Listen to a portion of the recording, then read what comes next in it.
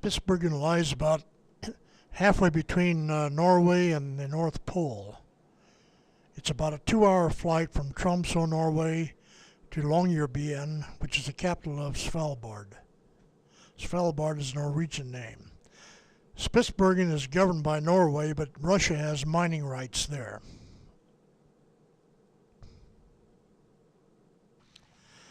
After arriving in Longyearbyen, we got about 2 or 3 hours sleep, and then we boarded our ship, which is called the Rembrandt van Rijn.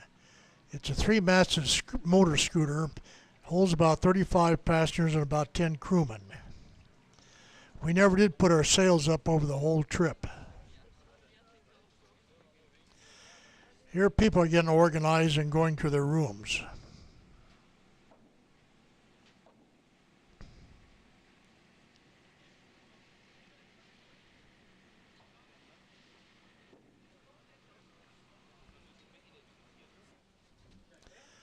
This is the bar and lounge.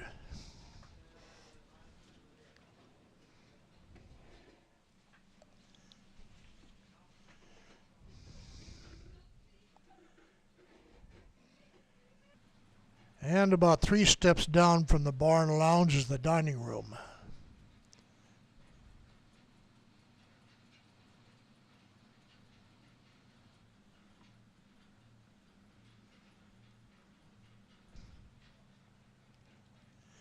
From the dining room, there's a stairwell that goes down to the lower deck to where all our rooms are.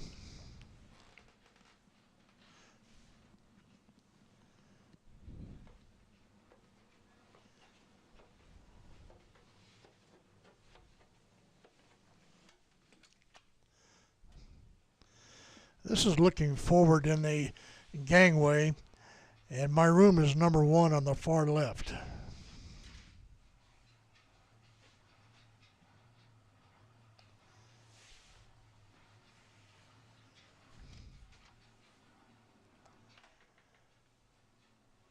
There's 2 berths in my room. There's also a bathroom with a shower and toilet.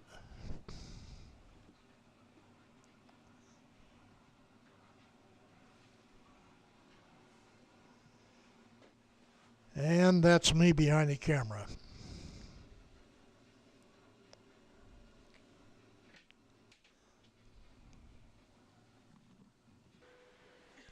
Our first stop is Barentsburg, the Russian settlement.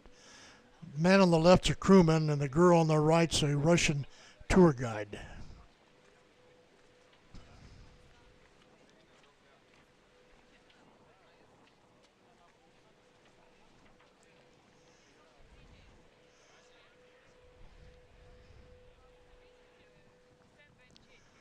The Russian tour guide is telling us all about Barentsburg and how the Russians were the first people to discover Spitsbergen. She said she's from the Donbass region of Russia. That's a coal mining community.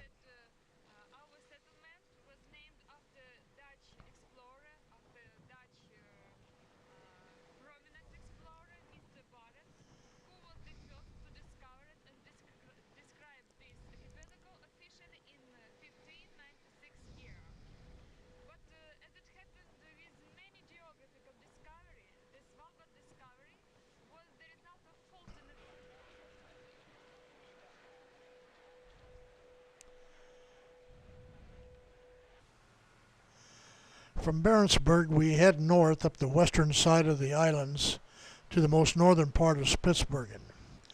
We stop about 2 times and go ashore with our Zodiac rafts. The water got pretty rough on the way up, and 2 or 3 people got seasick.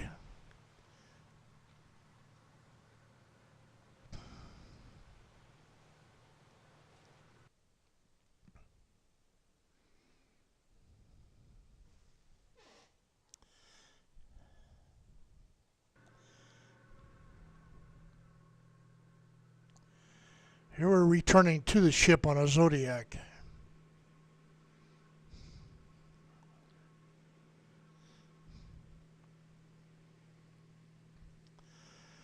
This is midnight and we're almost to the 80th parallel, and the sun is still about 15 degrees above the horizon.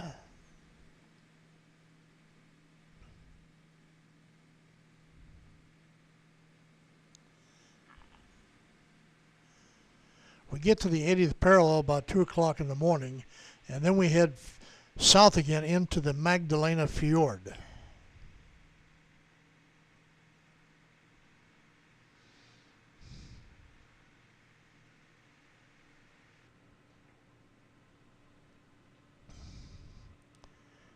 Here we're starting to enter the Magdalena Fjord.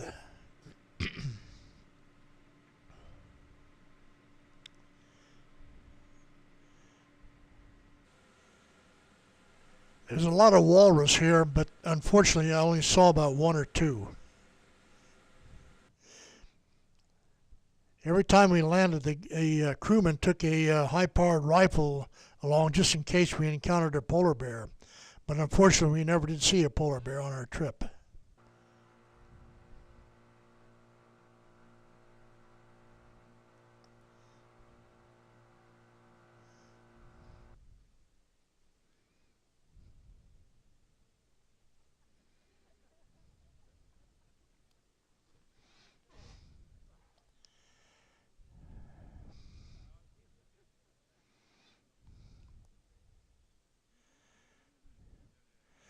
At the foot of Magdalena Fjord was an old trapper's cabin that was evidently abandoned many years ago. When a person died here back in the 1800s, the ground was so hard that you couldn't dig a hole to bury anybody, so the common practice was to pile rocks on top of the coffin. After years of frost and upheaval and wind erosion, some of the graves were uncovered.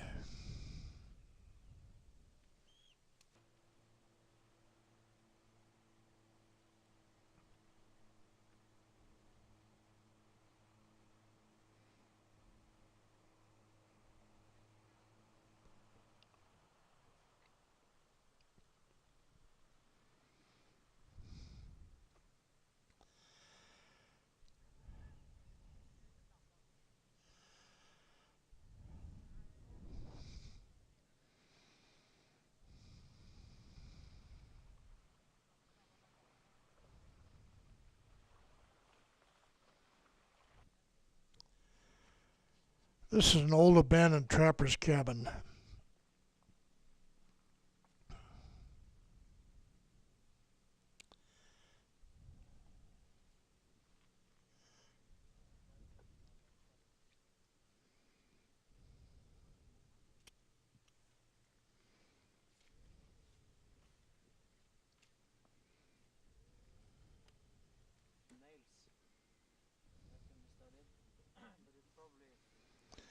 Here's one of the graves. All we could see left was just the skull.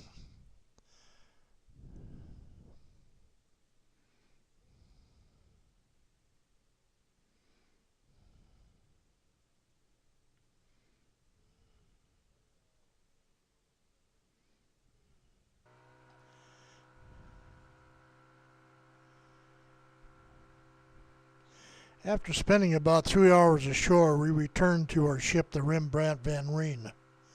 We then headed north out of the fjord and around westward and then south again towards Longyearbyen, our starting point. On the way down, we stopped at a little village called Ålesund, and that's where Richard Byrd and Amundsen left on their epic trips across the North Pole.